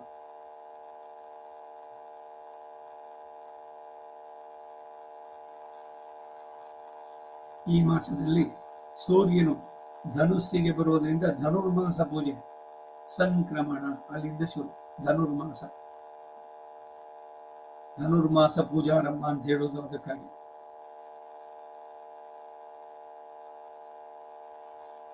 ಮೇಷ, ವೃಷಭ, ಮಿಥುನ, ಕಟಕ, ಸಿಂಹ, ಕನ್ಯಾ, ತುಲಾ, ವೃಶ್ಚಿಕ ಮಾಸ ಮುಗಿದು ಆಮೇಲೆ ಬರುವುದು ಧನುಸ್ಸು, ಮಕರ, ಕುಂಭ, ಮೀನ. ಧನುರ್ಮಾಸ ಪೂಜೆ ಅಂತ ಹೆಸರು ಇರೋದು. ಅನೇಕರು ಸೂರ್ಯೋದಯಾತ್ ಪೂರ್ವದಲ್ಲೇ ಶ್ರೀ ಮಹಾವಿಷ್ಣುವನ್ನ ಹುಗ್ಗಿ ಅಂದ್ರೆ ಪೊಂಗಲ್, ಮುದ್ಗಾನ್ನ, ಪರಮಾನ್ನ ಮೊದಲಾದ ನಿವೇದನೆಗೆ ಪೂಜಿಸಿ ಅನಂತರ ನಿತ್ಯ ಕರ್ಮಷ್ಠಾನಗಳನ್ನು ಆಚರಿಸ್ತಾರೆ. ಇವರು ಹಾಕಿದ್ದಾರೆ, ಇವರು ಬರೆದಿದ್ದು ಯಾವಾಗ ನಿತ್ಯ ಕರ್ಮದ ಅನುಷ್ಠಾನಗಳು. ಅಯ್ಯೋ ಜಪ ಆರಾಧನೆ ಇಲ್ದಲೆ, ಅಯ್ಯೋ ಬ್ರಹ್ಮಯಜ್ಞ ಇಲ್ಲದಲೇನೆ ಆರಾಧನೆ. ಇಜ್ಜಾಕಾಲ ಸ್ಥಿತಿ ಯೋಯಂ ಅಕ್ನೋಶ ಸಮುಪಾಗತಾಹ. ಇದು ಆರಾಧನೆಗೆ ಬರಬೇಕಾದ್ರೆ ನಿತ್ಯ ಗ್ರಂಥದಲ್ಲೂ ರಾಮಾನುಜರು ಹೇಳಿದ್ದು ಇಜ್ಜಾಕಾಲ 3ನೇ ಕಾಲದಲ್ಲಿ ಮಾಡೋದು. ಮತ್ತೆ ಇವಾಗ ಬೇಗನೆ ಮಾಡ್ಬಿಟ್ರೆ 3:30-4 ಗಂಟೆಗೆ ಆರಾಧನೆ ಅಂತಂದ್ರೆ ಅವಾಗ ಮಾಡಬೇಕು ಅನ್ನೋದೇ ವಿಧಿ.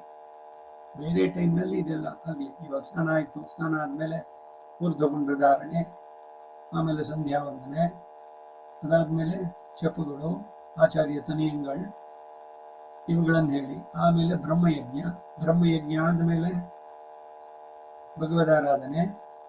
ಭಗವದಾರಾಧನೆ ಮುಗಿಸಿ ಆಮೇಲೆ ಮಾಧ್ಯಾಹ್ನಿಕ, ಆಮೇಲೆ ವೈಶ್ವದೇವ, ಆಮೇಲೆ ಆಹಾರ ಸ್ವೀಕಾರ. ಇದೆಲ್ಲ ದಿನನಿತ್ಯದಲ್ಲಿ.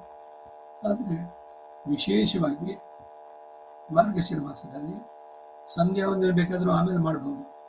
ಸ್ನಾನ ಇದೆಲ್ಲ ಮಾಡಿ 2 ಆಚಮನ ಮಾಡಿಬಿಡು, ಮೊದಲ ಆರಾಧನೆ, ಆಮೇಲೆ ನಿತ್ಯ ಕರ್ಮಾನುಷ್ಠಾನಗಳನ್ನು ಆಚರಿಸ್ತಾರೆ.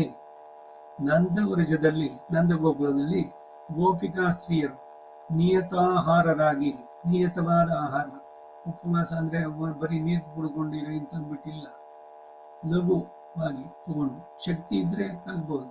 ಉಪವಾಸ ಬಹಳ ಶ್ರೇಷ್ಠ. ನಿರ್ಜಲ ಉಪವಾಸ, ಬರೀ ನೀರು ಕುಡಿತಾ ಇರೋದು, ಕೇವಲ ವಾಯು ಭಕ್ಷಕರು, ನೀರನ್ನು ಸ್ವೀಕಾರ ಮಾಡಲ್ಲ ಅಂತ.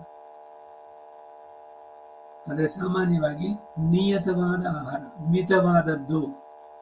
ಈ ಮಾರ್ಗಶಿರ ಮಾಸದಲ್ಲೇ ತಮ್ಮ ಶ್ರೀಕೃಷ್ಣ ಪ್ರಾಪ್ತಿ ರೂಪವಾದ ಇಷ್ಟಾರ್ಥ ಸಿದ್ಧಿಗಾಗಿ ಕಾತ್ಯಾಯಿನಿ ವ್ರತವನ್ನು ಆಚರಿಸಿದರೆಂದು ಹೇಮಂತೆ ಪ್ರಥಮೇ ಮಾಸಿ ನಂದವ್ರಜ ಕುಮಾರಿಕಾ ಚೇರುರ್ಹವಿಷ್ಯಂ ಭುಂಜಾನಾಂ ಮಾಸಂ ಕಾತ್ಯಾಯನಿ ವ್ರತಂ.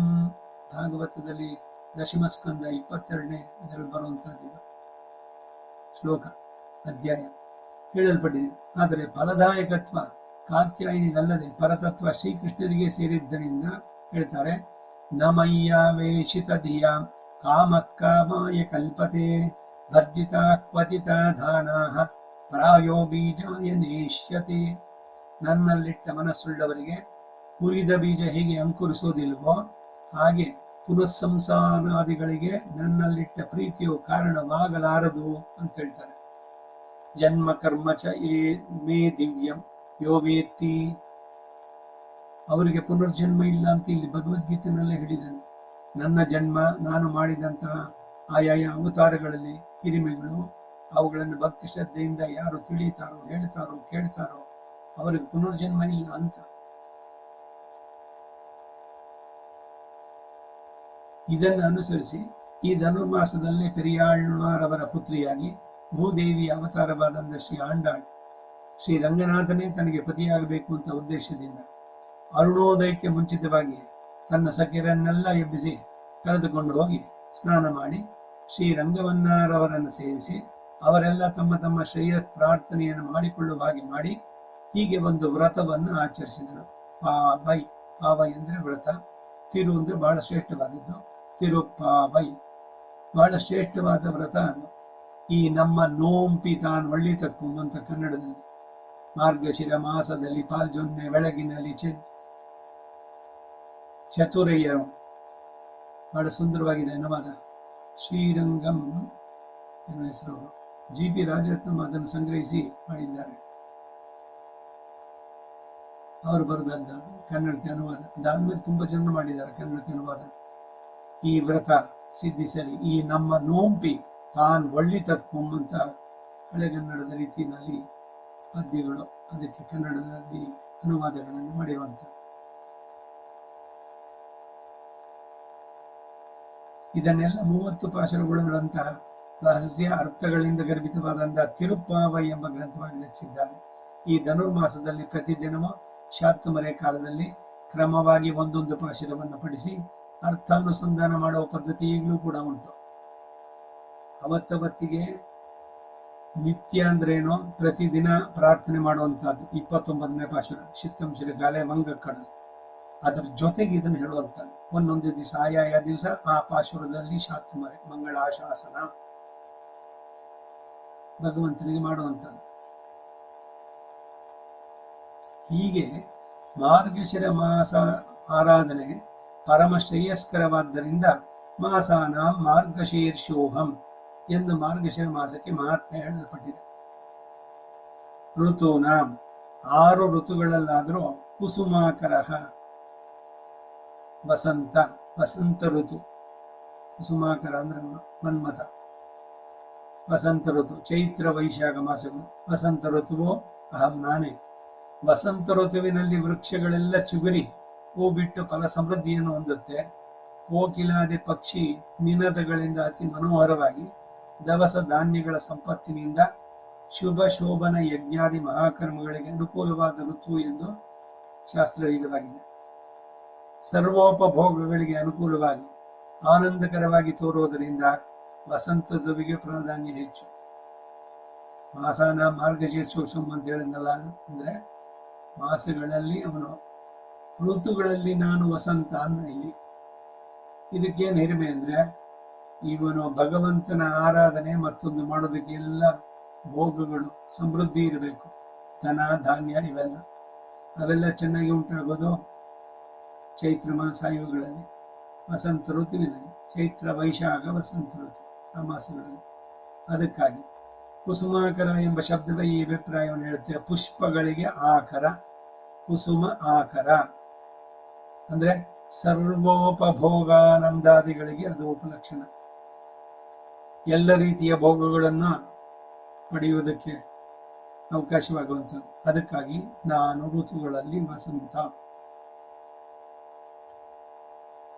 ಈಗ ಇದಕ್ಕೆ ಭಾಷ್ಯ. ಸಾಮ್ನ ಬೃಹತ್ ಸಾಮಾಹಂ ಛಂದಸಾಂ ಗಾಯತ್ರಿ ಅಹಂ ಕುಸುಮಾಕರೋ ವಸಂತಃ. ಬಹಳ ಸಂಗ್ರಹವಾಗಿ ಹೇಳಿದ್ದಾರೆ, ಮಿಕ್ಕಿದೆಲ್ಲ ಗೊತ್ತಾಗತ್ತೆ ಅಂತ. ರಾಮಾನುಜರ ಮಾತು. ಸಾಮ್ನ, ಸಾಮವೇದಗಳಲ್ಲಿ ಬೃಹತ್ ಸಾಮ ನಾನೇ. ಬೃಹತ್ ಸಾಮಕ್ಕೆ ಶ್ರುತಿಯಲ್ಲೇ ಮಹಾತ್ಮೆ ಹೇಳಲ್ಪಟ್ಟಿದೆ. ಇದು ರಥಂತರವೋ ಅತ್ಯುತ್ತಮ ಸ್ತೋತ್ರ ಎಂದು ಹೊಗಳಲ್ಪಟ್ಟಿದೆ. ಛಂದಸಾಂ, ವೈದಿಕ ಛಂದಸ್ಸುಗಳಲ್ಲಿ ಗಾಯತ್ರಿ ಅಹಂ, ಗಾಯತ್ರಿ ಮಂತ್ರ ಇರುವ ಛಂದಸ್ಸು ನಾನೇ.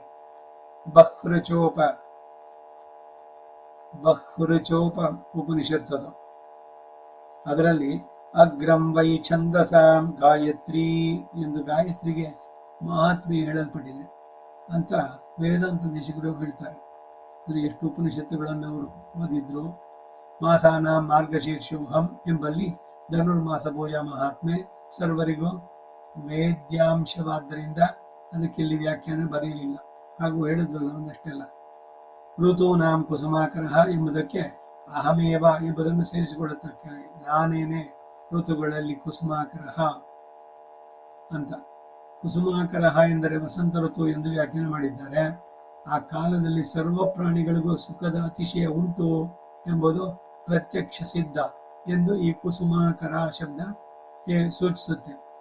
ದವಸ ಧಾನ್ಯಗಳ ಸಮೃದ್ಧಿ ಒದಗಿ ಯಜ್ಞ, ಯಾಗ, ವಿವಾಹಾದಿ ಸರ್ವ ಶುಭ ಕರ್ಮಗಳಿಗೂ ವಸಂತ ಋತು ಶ್ರೇಷ್ಠವಾದ ಕಾಲ ಎಂದು ವಸಂತೆ ವಸಂತೆ ಜ್ಯೋತಿಷ ಯಜೇತ, ಜ್ಯೋತಿಷ್ಠೋಮ ಯಾಗವನ್ನ ವಸಂತ ಋತುವಿನಲ್ಲಿ ನಡೆಸಬೇಕು ಅಂತ. ವಸಂತೆ ದೀಕ್ಷೆಯೇ ದ್ವಿಪ್ರಂ ಗ್ರೀಷ್ಮೆ ರಾಜನ್ಯಮೇವಚ. ವಸಂತ ಋತುವಿನಲ್ಲಿ ದೀಕ್ಷಾಬದ್ಧನಾಗಬೇಕು ಬ್ರಾಹ್ಮಣನಾದವನು ವಿಪ್ರ. ಗ್ರೀಷ್ಮೆ ರಾಜನ್ಯಂ ಏವಚ, ಗ್ರೀಷ್ಮ ಋತುವಿನಲ್ಲಿ ರಾಜರುಗಳು. ಅವಾಗ ಅವರು ದೀಕ್ಷಾಬದ್ಧರಾಗಿ ದೊಡ್ಡ ದೊಡ್ಡ ಸತ್ರ, ದೀರ್ಘ ಸತ್ರಗಳು, ಯಾಗಗಳನ್ನು ರಾಜರೇ ನಡೆಸುವಂಥದ್ದು. ಬಹು ದೀರ್ಘಕಾಲ ಹೋಗುತ್ತೆ. ಪ್ರತಿದಿನ ಹೋಮ ನಡೆಸ್ತಾ ಇರೋದು, ಅಗ್ನಿ ಆರೋದಕ್ಕೆ ಬಿಡೋಲ್ಲ. ದೀರ್ಘ ಸತ್ರ ಇವುಗಳೆಲ್ಲ ಹೀಗೆ. ಮುಂದಿನ ಶ್ಲೋಕ. ದ್ಯೂತಂ ಚಲಯತಾಮಸ್ಮಿ ತೇಜಸ್ತೇಜಸ್ವಿನಾಮಹಂ ಜಯೋಸ್ಮಿ ವ್ಯವಸಾಯೋಸ್ಮಿ ಸತ್ವಂ ಸತ್ವವತಾಮಹಂ. 36ನೆಯ ಶ್ಲೋಕ. ಇದರ ಅರ್ಥವನ್ನ ಮುಂದಿನ ವಾರ ಮಾಡೋಣ. ನಾಳೆ ಏನು 26 ಇಲ್ಲ, ನಾಳೆ ಸೋಮವಾರ ಆಯ್ತಲ್ಲ. ಸೋಮವಾರ ಮಹಾಭಾರತ ಇದೆ. ಮುಂದಿನ ವಾರಕ್ಕೆ ಇದು, ಮುಂದಿನ ವಾರ ಮುಂದುವರಿಸೋಣ.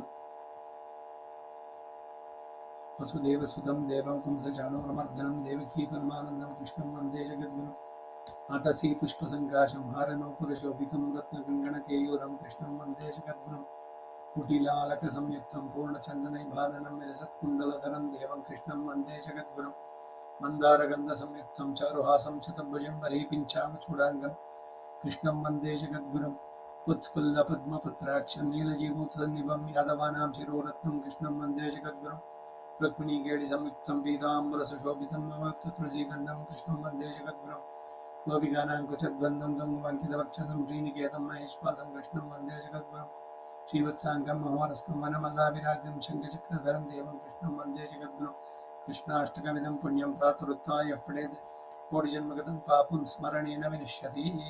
ಕವಿತಾರ್ಕಿಕ ಸಿಂಹಾಯ ಕಲ್ಯಾಣ ಗುಣಶಾಲಿನೇ ಶ್ರೀಮತೆ ವೆಂಕಟೇಶಾಯ ವೇದಾಂತ ಗುರವೇ ನಮಃ. ವಾದಿದ್ವಿಪಶಿರೋ ಭಂಗ ಪಂಚಾನ್ನ ಪರಾಕ್ರಮಃ ಶ್ರೀಮಾನ್ ವೆಂಕಟನಾಥಾರ್ಯಶ್ಚಿರಂ ವಿಜಯತಾಂ ಭುವಿ. ಶ್ರೀಮತೆ ನಿಗಮಾಂತ ಮಹಾದೇಶಿಕಾಯ ನಮಃ. ಸರ್ವಂ ಶ್ರೀ ವಾಸುದೇವಾರ್ಪಣಮಸ್ತು.